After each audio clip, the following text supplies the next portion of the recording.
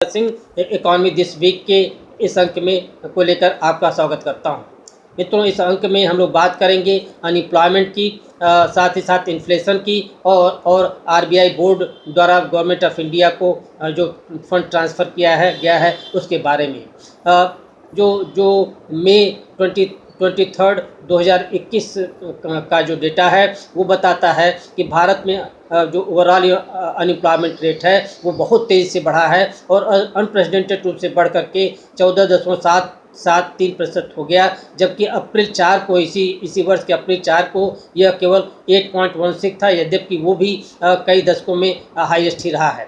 मित्रों, ये भी सच है कि रूरल अनएम्प्लॉयमेंट और अर्बन एम्प्लॉयमेंट दोनों ही बढ़ा है और रूरल सेक्टर में अनएम्प्लॉयमेंट बढ़ करके 8.58% से बढ़ करके 13.52% रह गया। ये मई 23 की बात है। अर्बन जो क्षेत्र में भी अनएम्प्लॉयमेंट बढ़ा है और ये बढ़ करके सिटीज़ में 17.41% हो गया। तो आप खुद ही समझ सकते हैं कि ये बहुत ही ज़्यादा अनएम्प्लॉयमेंट की स्थिति है और एम्प्लॉयमेंट तेज़ी से घटा है। वर्चुअली अर्थव्यवस्था के सभी क्षेत्र में, अर्बन क्षेत्रों में आप देखेंगे विशेष रूप से तो अनएम्प्लॉयमेंट बढ़ा है। डेली जो वेजर्स हैं जो कि कंस्ट्रक्शन एक्टिविटीज़ में लगे हुए थे, या स्मॉल हॉकर्स रहे हैं, या ट्रेडर्स हैं, स्मॉल इंटरप्राइजेस के लोग हैं, और हॉस्पिटलिटीज़ और इंटरटेनमेंट पे लगे हुए लोग हैं, वो सभी लोग बड़ी बुरी तरह से प्रभावित हुए हैं।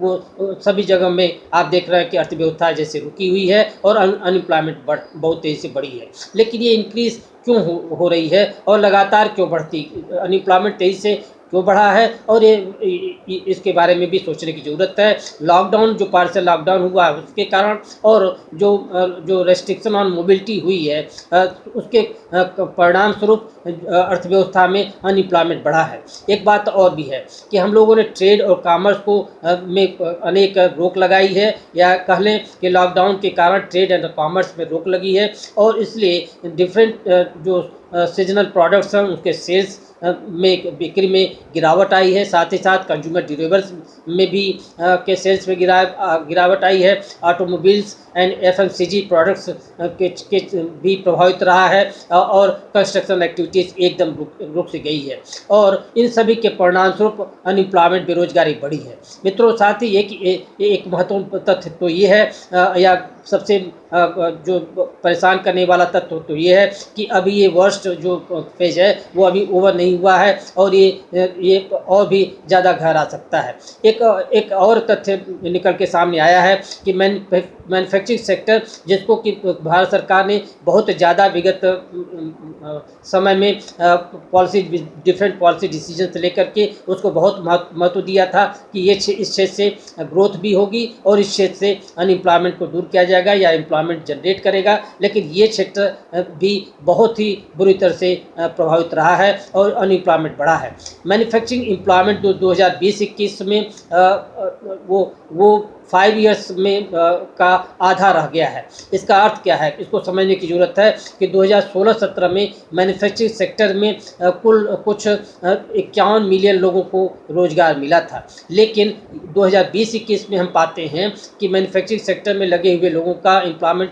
पाए हुए लोगों की संख्या 27.3 मिलियन रही है। ये डिक्लाइन कुछ 46% है। तो आप ख्याल करें कि 2016 की तुलना में 2021 में 46% डिक्लाइन इन एम्प्लॉयमेंट हुआ है, एम्प्लॉयमेंट हुआ है। तो अब बहुत तेज़ी से एम्प्लॉयमेंट घटा है इस क्षेत्र में, और जो 2020-21 में जो डिक्लाइन है वो और ज़्यादा शार्पर है यदि ईयर ऑन ईयर बेसिस से इसकी तुलना हम करें।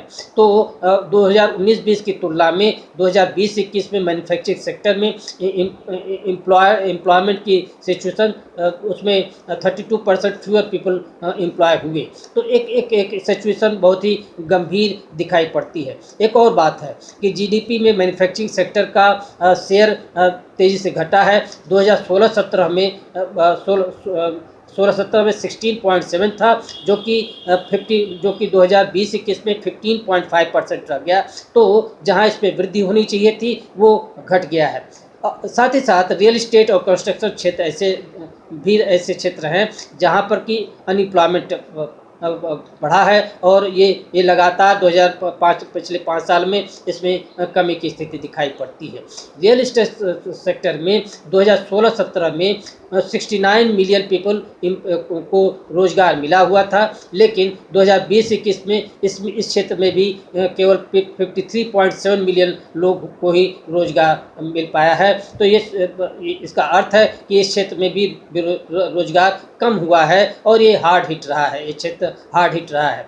एक जो अनएम्प्लॉयमेंट की स्थिति बढ़ी है, ये इस बात से भी पता चलता है कि नेशनल स्टैटिस्टिकल ऑफिस है, एनएसओ की रिपोर्ट बताती है कि न्यूली रजिस्टर्ड एम्प्लॉयज़ जो कि ईएसआई में थी। ईएसआई का मतलब एम्प्लॉयज़ स्टेट इंश्योरेंस स्कीम के अंतर्गत थे, उनकी संख्या विगत 3 सालों में वो घटी है और इस वर्ष 1.15 करोड़ रही, जबकि 2018-19 में 1.49 करोड़ थी और 2019-20 में यह 1.51 करोड़ थी। तो इसका अर्थ हुआ कि जो ईएसआई में रजिस्टर्ड जो मजदूरों की संख्या थी, एम्प्लॉयज़ की संख्या थी, वो घटती गई है। तो ये इंटायर जो सिनेरियो है वो बहुत पैथेटिक सिचुएशन को बताता है, राइजिंग अनएम्प्लॉयमेंट की स्थिति को बताता है।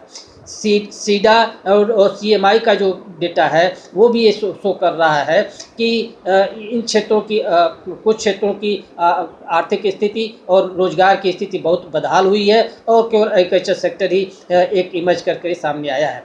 ये सीडा और सीएमआई का डेटा दिया गया है, वो agriculture, mining, manufacturing, real estate, construction, financial services, non financial services, non public administrative services, सभी क्षेत्रों को जो कि 99% टोटल एम्प्लॉयमेंट को जो देते हैं, उसमें देखा गया कि एग्रीकल्चर सेक्टर अब ज़्यादा लोगों को एम्प्लॉयमेंट दे रहा है।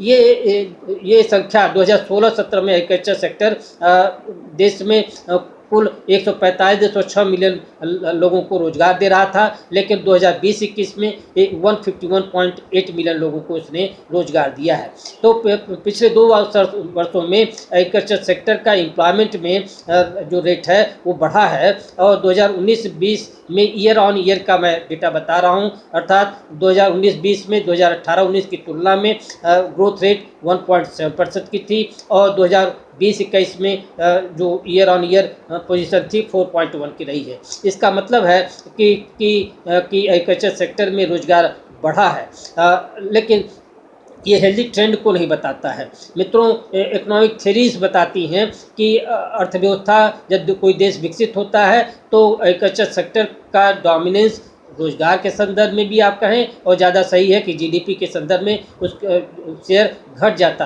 दिखाई पड़ता है और अर्थव्यवस्था के अन्य क्षेत्रों का में जीडीपी में उनका शेयर भी बढ़ता है और एम्प्लॉयमेंट भी वहाँ मिलता है। लेकिन यहाँ उल्टी दशा की स्थिति है। लेकिन जो अनएम्प्लॉयमेंट की स्थिति है इस समय की है, उसके पीछे क्या कारण है और क्या गलतियां हुई हैं। एक तो कोविड का फेज़ है, सेकंड फेज़ चल रहा है, एक तो ये सबसे महत्वपूर्ण बात हुई। साथ ही साथ जो माइग्रेंट वर्कर्स है उस पर माइग्रेशन पर रोक लगी हुई है। साथ ही साथ गवर्नमेंट ने, सभी एक्सपर्ट से बताते हैं कि गवर्नमेंट पिछले साल से ही गलतियां कर रही है। वो सप्लाई साइड मैनेजमेंट पर ज़्यादा ख्याल कर रही है, उत्पादन क्रिया को बढ़ाने की बात सोच रही है। लेकिन एक्सपर्ट्स का ये कहना है कि अब आवश्यकता इस बात की थी कि डिमांड को बूस्ट किया जाए, मैन्युफैक्चरिंग सेक्टर में को रिवाइवल देने की आवश्यकता है और परचेज लोगों के जो वर्कर्स हैं या आम जनता है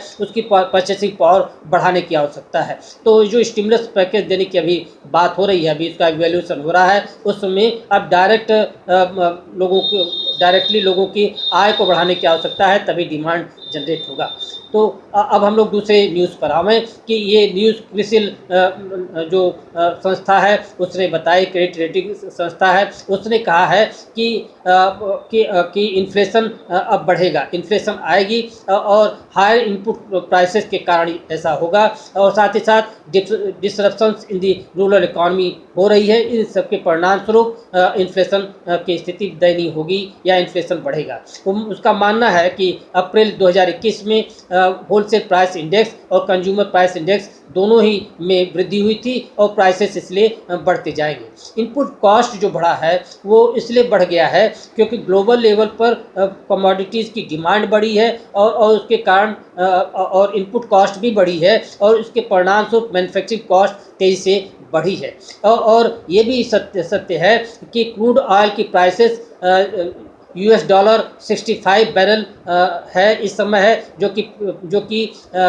जो कि पिछले वर्ष की तुलना में डबल हो गई है और 2019 के लेवल पर आज है। तो क्रूड प्राइसेस या पेट्रोलियम प्राइसेस आपकी तेज़ी से बढ़ी हैं और उसके परिणाम स्वरूप जो कीमतें बढ़ रही हैं। साथ ही साथ इसने अंदाज लगाया है कि एडिबल ऑयल्स की जो प्राइसेस हैं पिछले वर्ष की तुलना में वो 57% से बढ़ी, मेटल इंडेक्स वो 76% से बढ़ा और ट्रांसपोर्टेशन कॉस्ट भी बढ़ा। तो WPI जो इन्फ्लेशन है वो डबल डिजिट से बढ़ा है और लेकिन और प्रोड्यूसर्स का जो लाभ है जो बर्डन है कॉस्ट वो उनके ऊपर जा रहा है, लेकिन अब वो भी अपने बर्डन को कंज्यूमर्स की तरफ वो उसको ट्रांसफ़र करने की कोशिश करेंगे। मित्रों, सप्लाई डिसरप्शंस ये रूरल एरिया में ज़्यादा हो रहा है क्योंकि कहीं कहीं लॉकडाउन की स्थिति है और इसलिए भी इन्फ्लेशन होने की संभावना है। अब एक आखिरी न्यूज़ पर हम लोग आ जाए कि RBI बोर्ड ने अभी हाल ही में या कहें कि लास्ट फ्राइडे को उन्होंने गवर्नमेंट ऑफ इंडिया को ₹99,122 करोड़ रिजर्व सरप्लस जो था उनका था उसको ट्रांसफ़र किया है, जबकि 2019-20 में ये RBI ने ट्रांसफ़र किया था गवर्नमेंट ऑफ इंडिया को 57,128 करोड़ डिविडेंड के रूप में दिया था। जबकि उसके एक साल पहले अर्थात 2018-19 में RBI ने गवर्नमेंट ऑफ इंडिया को 1.76 लाख करोड़ रुपए डिविडेंड के रूप में या सरप्लस रूप में दिया था। लेकिन दिक्कतें क्या है? दिक्कत ये क्यों कर पाई है ये RBI कर रही है, क्योंकि आपको ख्याल होगा कि बिमल जालान कमेटी बैठाई गई थी जिसने कहा था कि कंटिजेंसी रिस्क बफर जो रेंज है RBI जिसको रखती है जो कि कंटिजेंसी रिस्क जो आती है उसको कवर करने के लिए है, उसको 5.5 लोएस्ट और 6.5 के हाईएस्ट लेवल के बीच में रखने की आवश्यकता है। लेकिन इस बार की जो मीटिंग हुई है वो RBI के बोर्ड ऑफ गवर्नर्स की हुई है। उसमें कहा गया था कि RBI को अपना सरप्लस को न्यूनतम रखने की ज़रूरत है, 5.5% के पर रखने की ज़रूरत है और जो सरप्लस फंड है वो उस फंड को गवर्नमेंट ऑफ इंडिया को दे देने की ज़रूरत है। तो ये एक अच्छी पहल तो समझ में आती है कि गवर्नमेंट इस समय की आर्थिक स्थिति या उसका जो बजट है जो उसका वो काफ़ी बदहाल स्थिति में है और उसको बढ़ाने के लिए RBI ने इसको सहायता दी है। लेकिन ये भी तथ्य सामने है कि यदि बैंकिंग सेक्टर में कोई ऐसी अस्थिरता की स्थिति आई या आपके रिजर्व्स फॉरेन रिजर्व्स में कोई कमी आई या फ्लक्चुएशंस जो है रुपीज़ के वैल्यू में फ्लक्चुएशन ज़्यादा हुए तब उसको बचाने में RBI शायद सफल नहीं होगा। तो हम लोग ने जो बात की है अभी तक जो तथ्य सामने इस वीक के आए हैं वो 3-4 चीज़ों के बारे में बात किया है। एक तो हम लोगों को दिखाई पड़ेगा कि इंडियन इकॉनमी बड़ी बैड सेफ स्थिति में है, बदहाल स्थिति में है, बड़े ही उसकी स्थिति बहुत ही गंभीर है और ये गंभीरता जॉब्स में कमी के रूप में भी दिखाई पड़ती है। लोगों की परचेसिंग पावर बहुत तेज़ी से घटी है और ये भी पता चलता है कि जो गरीब वर्ग है उसमें से बहुत से लोग कम भोजन करके ज़िंदा रहने की कोशिश कर रहे हैं। साथ ही साथ उन्होंने अपने जो असेट्स थे पिछले ही कोविड 1 में जो असेट्स थे उसको बेच दिया उन्होंने और बहुत ज़्यादा मनी बारो कर रखा है, लेकिन अब उनके पास कोई पैसा भी नहीं बचा है। साथ ही साथ एक डिस्टर्बिंग फैक्टर ये भी एस्पेक्ट ये भी है कि इन्फ्लेशन तेज़ी से बढ़ रहा है और भी ये और आगे बढ़ने की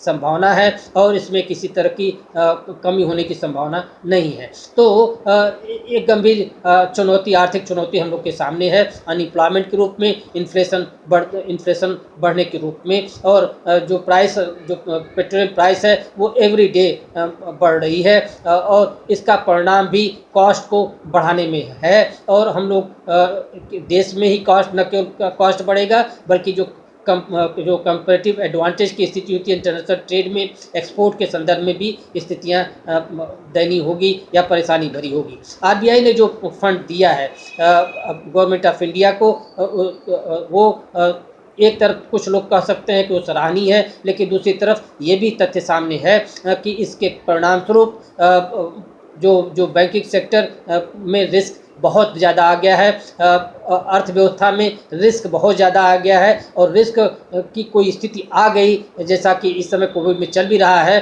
तो उसको कौन वहन करेगा? आरबीआई और गवर्नमेंट, उन दोनों में की क्षमता प्रश्न चिन्ह लग सकता है। यद्यपि हम लोग कहेंगे कि भारतीय अर्थव्यवस्था बहुत बड़ी है, विस्तृत है, इसलिए हम सब लोग विनर के रूप में उभरेंगे, लेकिन हम लोग की इच्छा पूरी हो, ऐसी शुभकामना के साथ मैं अपनी बात समाप्त करता हूँ। नमस्कार।